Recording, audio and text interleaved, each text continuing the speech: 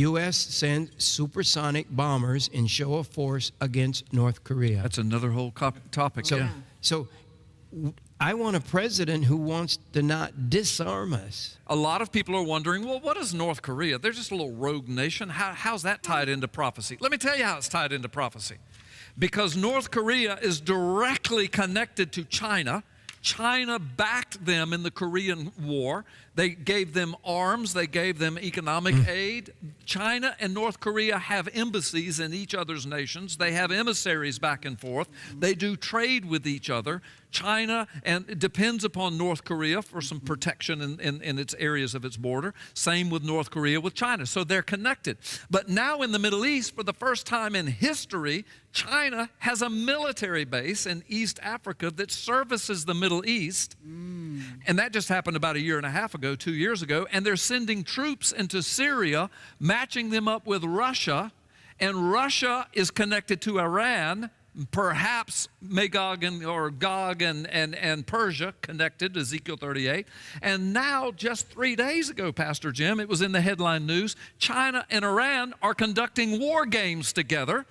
So you've got Russia connected to Iran, Russia connected to China, China connected to North Korea, Iran is connected to North Korea. That was in the headlines a few weeks ago. They're swapping nuclear technology back and forth. Russia's giving nuclear technology to Iran. Obama, with the nuclear trade deal with Iran, basically opened the path for them to have I'm telling you, it's a spider web, but it's all connected. North Korea's in the middle of it. It's extremely prophetic. The Middle East is imploding.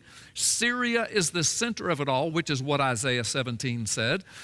Israel is surrounded by enemies. Turkey is collapsing into an Islamic caliphate.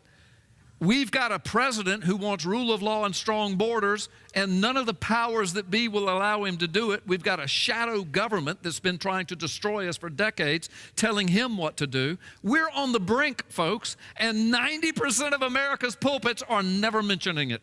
And Pastor Jim, if I may, I just want to wrap it up and put a bow on what I was saying about all of that's happening, because it is so prophetic, brother. So people say, well, what's North Korea? Well, now we know the connections. And now we've got was it yesterday, America shoots down a Syrian war jet? Yes. Then Russia steps right in and says, if you do that again, we're shooting you down. So today we kind of challenged Russia, and we sent some fire. And we shot down a drone. We sent jets back in. Guys, this is the stuff that world wars are made of. This is how it happens. This is how it happens.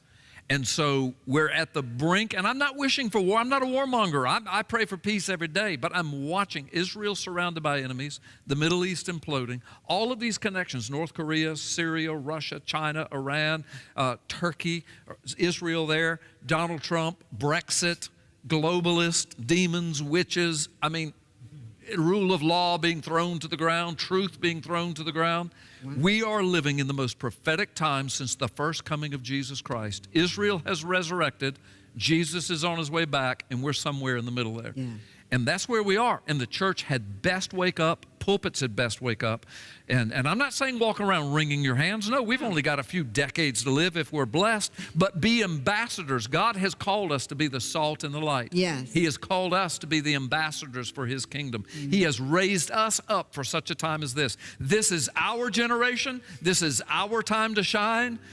I know the mantra of America is make America great again. Hey, I'm all for that, but I say make the kingdom of God on earth. Make the church great again.